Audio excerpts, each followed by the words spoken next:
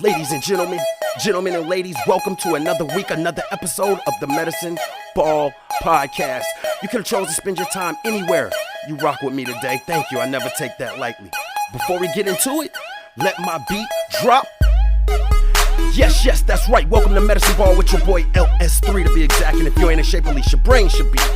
Welcome, ladies and gentlemen, to the Medicine Ball Podcast, where we focus on giving your brain a six-pack by exercising your mind.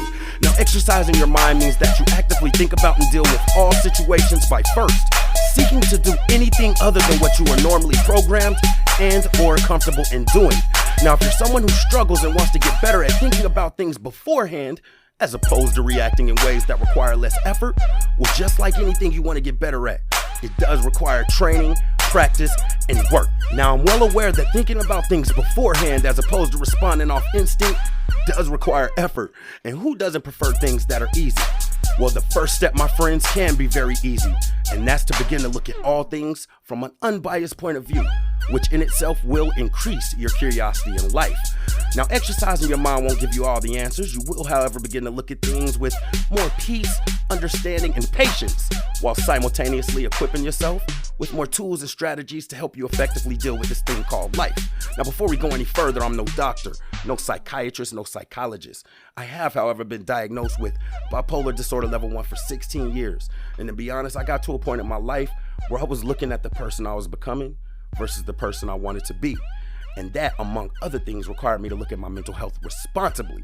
So whether or not you're diagnosed or know someone who's diagnosed or have symptoms or just want to know more about it, it doesn't matter.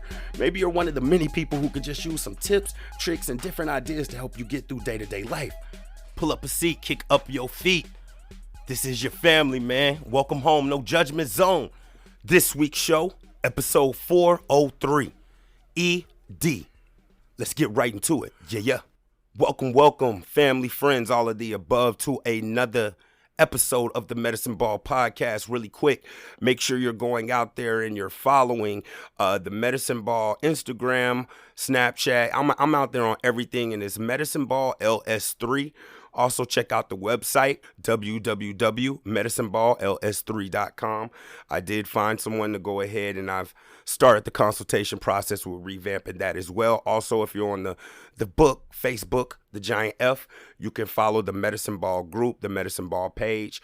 I appreciate you guys' support. Much love. A new season of merchandise is also on the way, man. I've been getting back in the groove of thing. I appreciate y'all's patience, but better yet, y'all support and push for me to continue forward with this. Without any further ado, let's go ahead and get into this week's episode 403, ED. ED. What is that? I know what it is for sure. Something that's going to be good for my search engine optimizer results. Emotional discipline. And let's get into it. Now, I spoke to this a little bit previous. I'm pretty sure I did a whole episode to this, but it was more on a lower level. We're going to speak on a little bit of a higher level this time around because it coincides with last week's episode, which is about focusing on our reactions. So, I wanted to make it very clear that last week's episode and this week's episode coincide with each other. And me personally, I've only started, really understanding emotional, and I'm not going to say understanding, but working towards understanding emotional discipline and how to effectively use it or manage it. Keyword there, manage it. And it can really be an empowering thing. So let's start off with the definition of emotional discipline, right? I'll give you a couple of different definitions. So emotional discipline is being able to effectively manage your feelings, right? Here's another definition. Emotional discipline is knowing what you're doing in response to a situation, why you're doing it in that moment, and what you're doing it for. The main thing I want you to understand about, even those choices is those are things that you have to stop and actually think about. You can't just fly through those. But that's what emotional discipline is, or defined in a couple of different terms. Now, on a caveman level, emotional discipline is controlling how you feel. Sounds simple. If you ask the average person, hey, can you control how you feel? They're going to say yes, right? But controlling how you feel effectively. Now, I, especially with the things that I've been going through lately, but I've always thought this next little definition I'm going to give you. I've always thought this prior to me looking it up. Just this is how I think when the way I think through things. So emotional discipline is synonymous with emotional self-control, right? Because being disciplined is having self-control, right?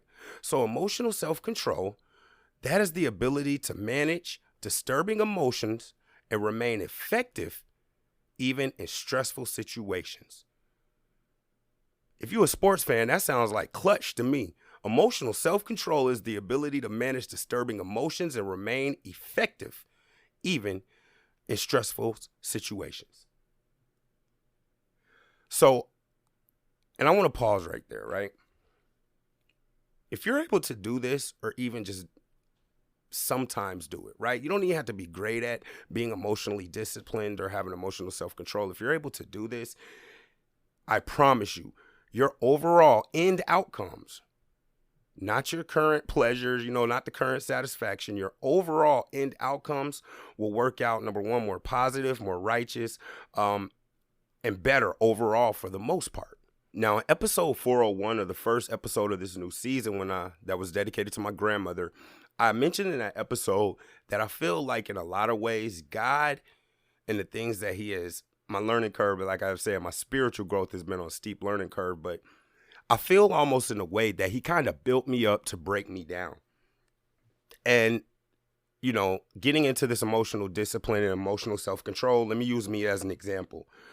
I previously mentioned, and I do still all the time, that like originally when it came to me thinking about my grandmother passing, like I always had this subconscious thought of me like turning into the Incredible Hulk and just not caring about anything and wishing somebody would and so forth and so on, which of course didn't happen.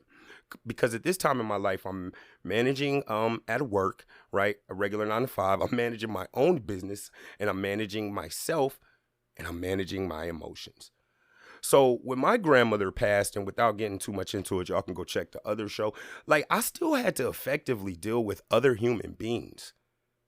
I couldn't just flip out, and I couldn't just get entitled, right? Because a lot of this self-control is in controlling our entitlement or what we think. But it wasn't going to be effective. And if you're paying attention to some of the things I'm saying now, when I get into, because I'm going to give you 3 key things to help you become more emotionally disciplined, but I'm going to mention some other ones. So matter of fact, let me go ahead and, mention one, right? So emotionally disciplined people typically don't take anything personally, right? They don't take anything personally. Now, there's a few reasons for this. Well, matter of fact, let me go into another thing that emotionally disciplined people do, right? They focus on their purpose or their goal, their overall goal or outcome. So if taking something personally, which rarely is it effective or useful or can be used to get you to whatever outcome you're trying to, if it's not going to be effective, emotionally disciplined people are not even going to even spend the time and the energy. This goes back to what we were just talking about with our reactions, right? On addressing that. So let me just piggyback on the manager talk. Let me just piggyback again off of what I just said about reactions and energy and how all this ties into together even more. So in my intro, I say exercising your mind, and I didn't look none of this up before I came up with my little slogan and everything. But exercising your mind is about thinking to do anything other than what you are normally used to or comfortable with. A reaction is nothing more than an impulse, or just what I just said. It's an impulse. It's easy. It's instinctive. It requires no additional effort, which is really on the lowest level, the root cause. A lot of this has to do with being lazy, but a reaction is more so impulsive. It's easy. A response, however, is you pretty much choosing which reaction will be most effective to get you to your end outcome. It's all about keeping your end outcome in mind. So I want to jump back to me again and just show you how good God is, because I had to deal with grief when I was not on the agent level, but on the support level, in between the leadership level. I had to deal with grief when I still had to operate within work and within medicine ball. I mean, medicine ball was just starting at that time. I have no traction and still operate effectively. I remember exactly what it was. It was Kobe Bryant. It was the death of Kobe Bryant. And I remember finding that out, and I've talked about this before, but I was at work and I get a text message from my girlfriend at the time. She was like, "Sorry for your loss." I'm like, what the hell? This is crazy, man. Okay, yo, I'm having a deja vu moment with y'all because, like, yo, go listen to the first episode of this season and how I found out about my grandmother's passing. But anyway, I got a text message that said, "Sorry for your loss." Now, mind you, I'm at work and I'm not on the phone in the agent role per se, but I'm in a support role, which is, to be honest, almost it's not harder than the leadership, the manager role. It's not. But if you're coming from an agent, right, it is super duper hard with what you have to juggle. And mind you, I'm trying to be a TL, so I need to operate effectively. So anyway, I get the message from her, then I get one from my brother. Now, it's my brother, my real brother. So if this man's telling me sorry for your loss, you got to think I'm confused because it would be his loss too. So I'm like, what? Man, got my phone in my hand. I hit Google, man. It's just death of Kobe Bryant. Now, I think I literally might have been like an hour into work at this time. I'm still having to deal with people who I'm not in a role where I'm respected yet, even though I'm above them, but I'm actually like chastised, like picked at, hey, whatever, right? I can't go off on folks. I can't just flip out because some people don't even watch sports, let alone even some of y'all listening to this. I'm like, Kobe Bryant died, so what? But you see what I'm saying?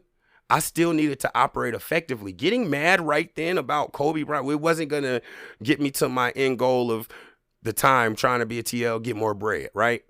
So I remember mentally in my head, literally thinking out my head like a cross section, pretty much.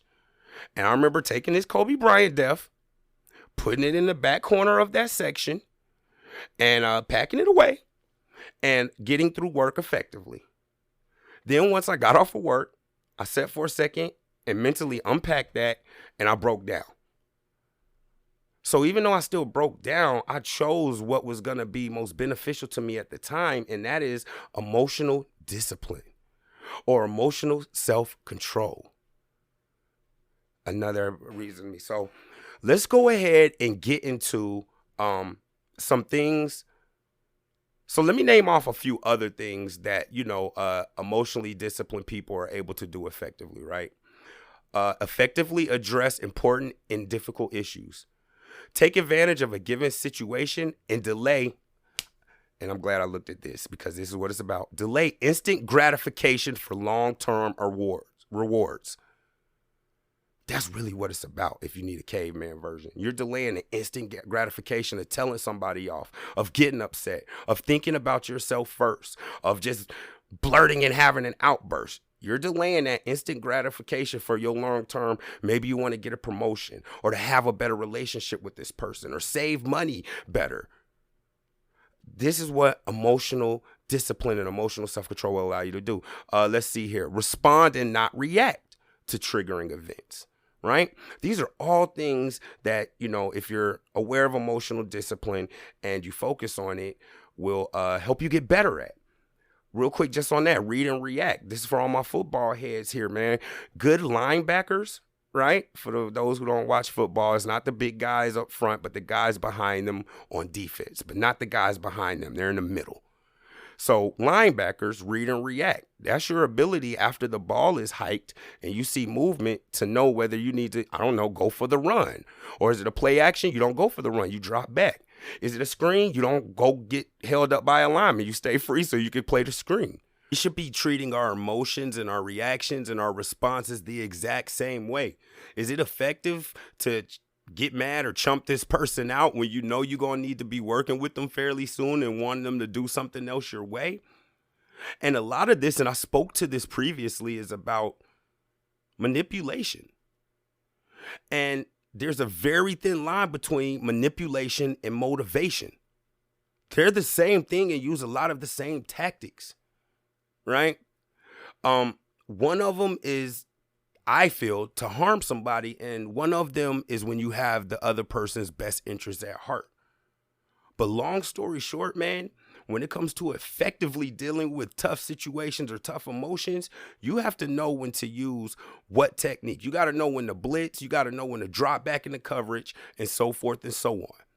Now, before we get into these three things, will help you become more emotionally disciplined, because again, and I'm bringing something over from my religious walk when it comes to spiritual growth and spiritual maturity.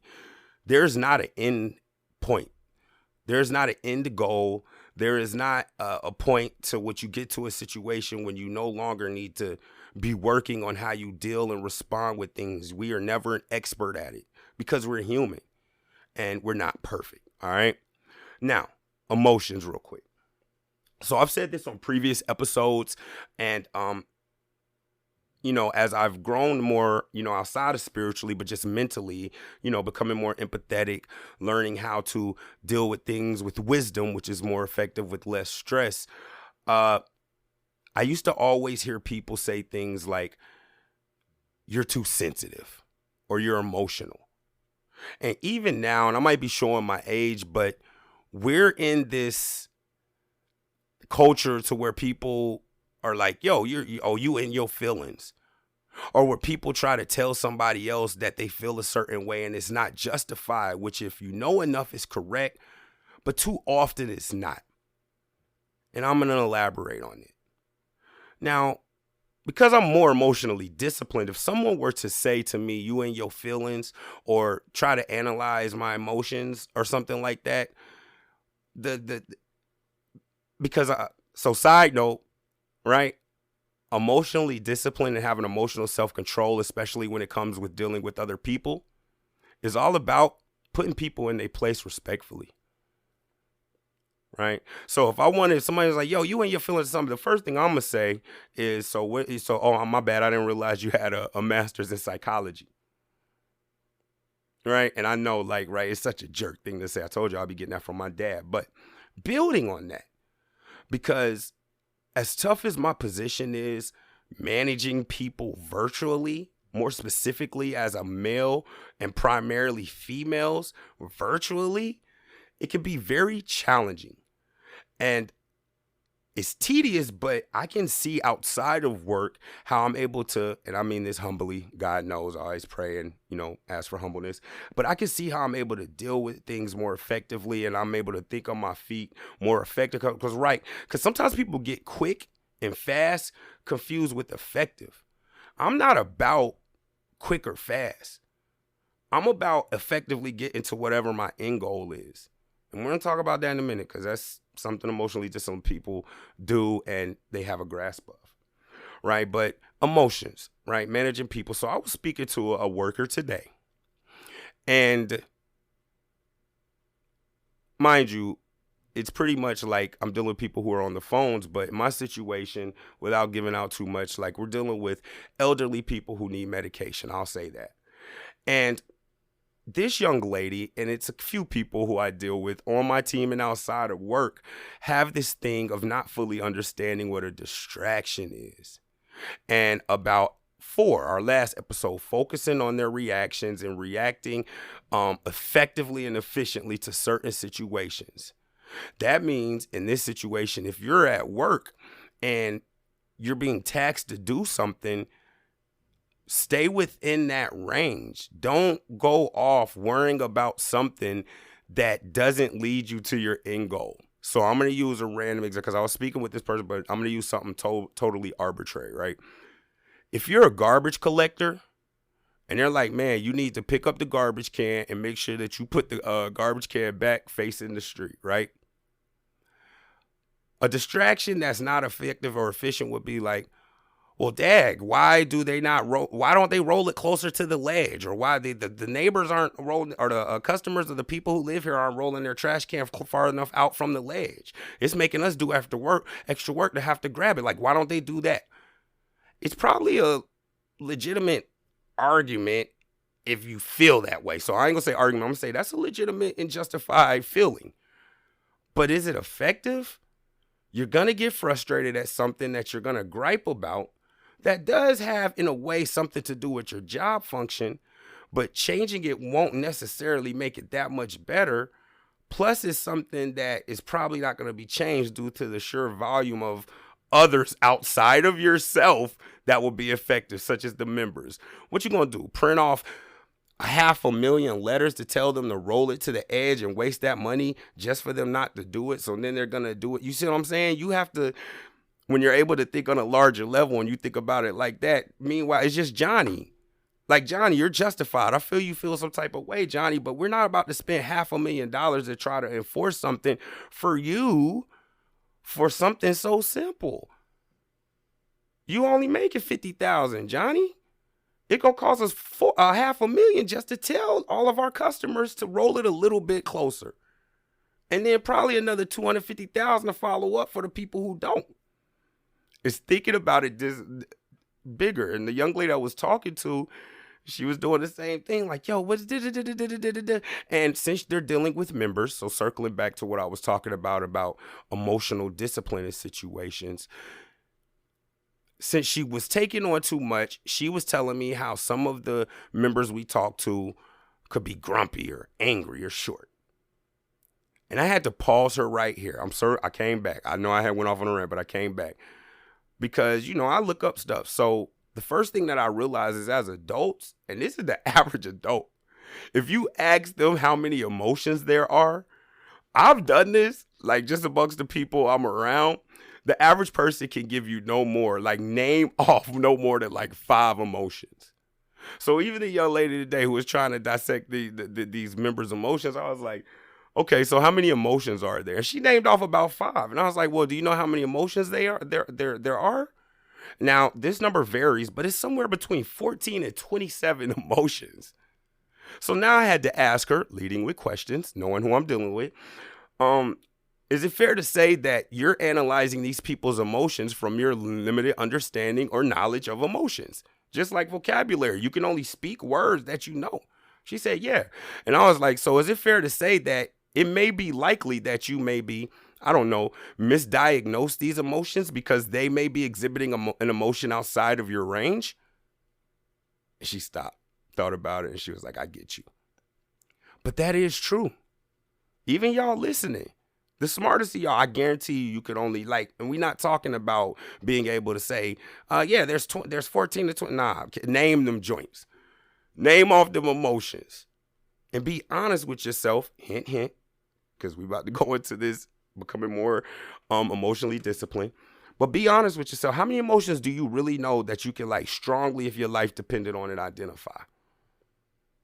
Because I've asked people, it's like anger, right? Sadness, happiness. And then when I start, it never fails, I start giggling when they get to like 3 or 4, like the push-up challenge. I mean, we used to, side note, me and my cousin used to challenge each other to push-ups. And it's like, if you're not in great shape, that number 18 or 19, your arms start shaking and all of that. Just how it got with the emotions. These just named them off. Anger, Be honest with yourself.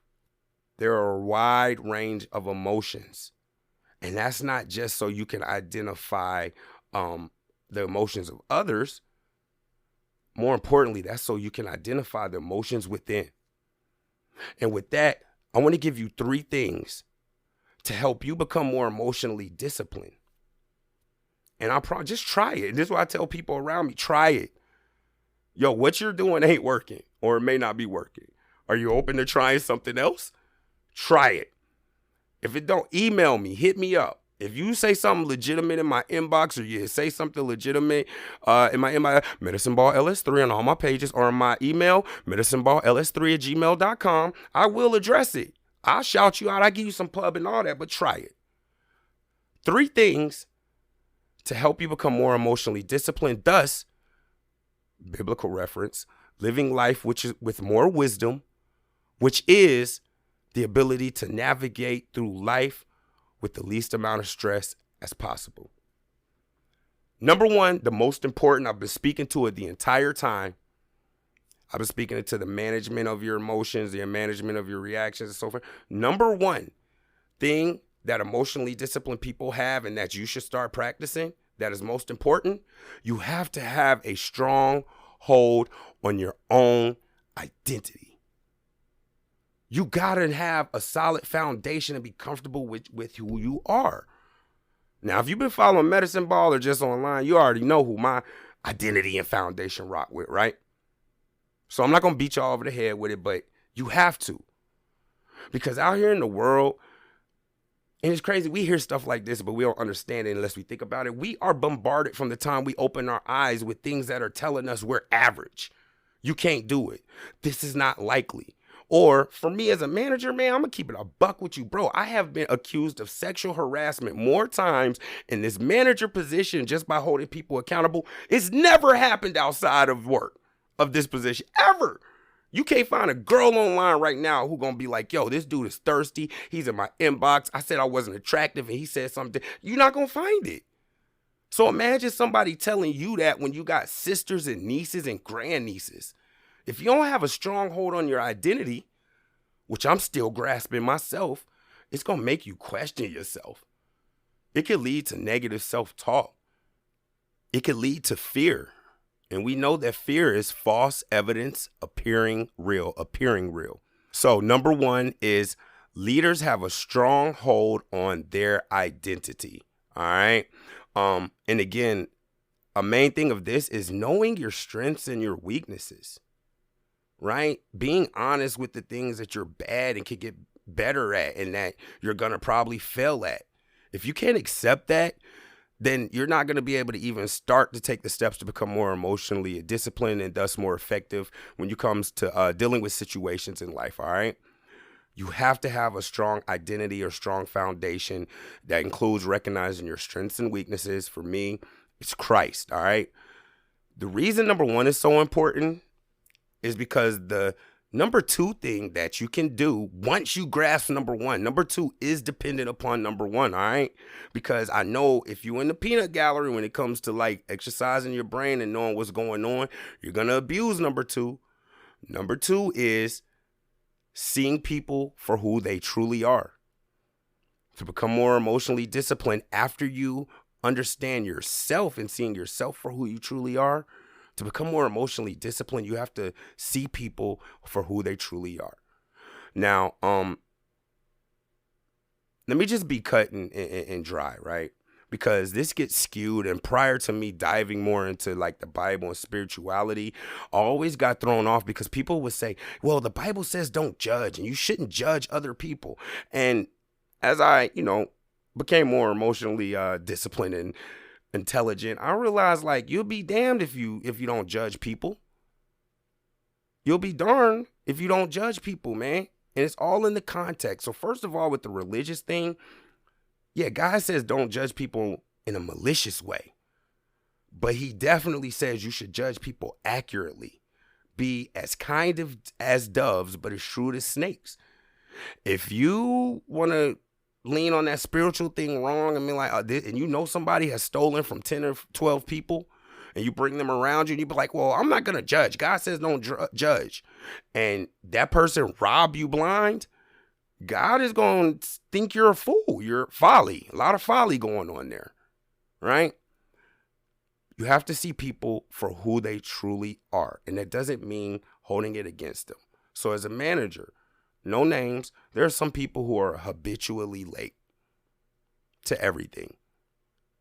Lunch, breaks, coming in. Only thing they're not late to is leaving on time. But lunch, breaks, coming in, trainings, meeting, every single thing they're late. Me being emotionally disciplined, right? Little side note, and another one of the things we talked about, your in purpose. It only took me about a week before I stopped getting annoyed at this person being late.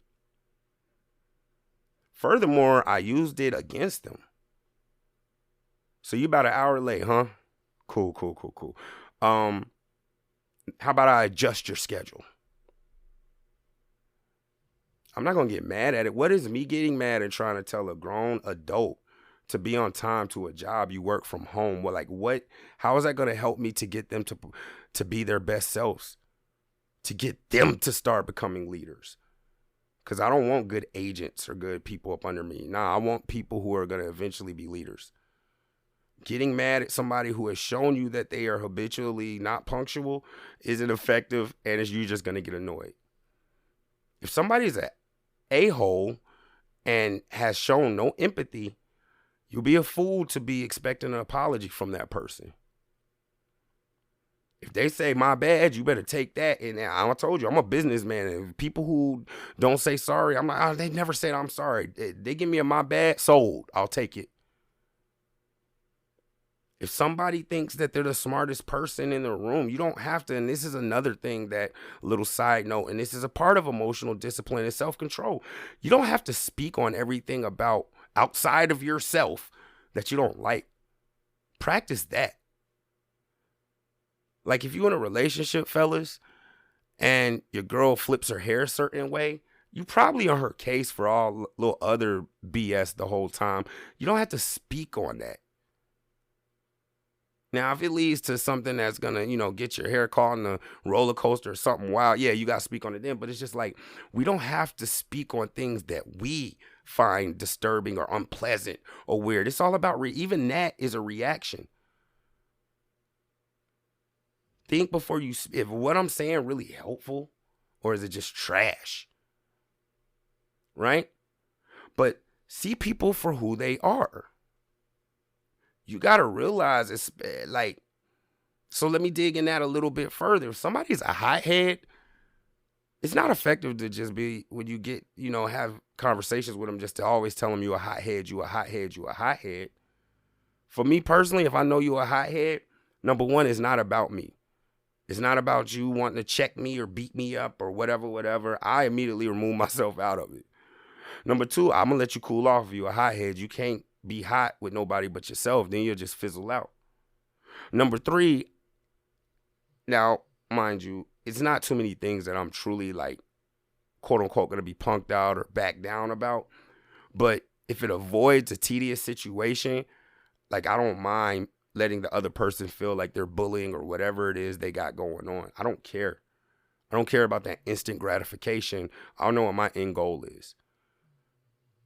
Emotionally disciplined people and things that you can practice, or the number two thing that you can practice to become more emotionally disciplined, after you grasp number one, I cannot stress that enough, is to see people for who they truly are. All right. All right. Number three. And this is definitely last but not least.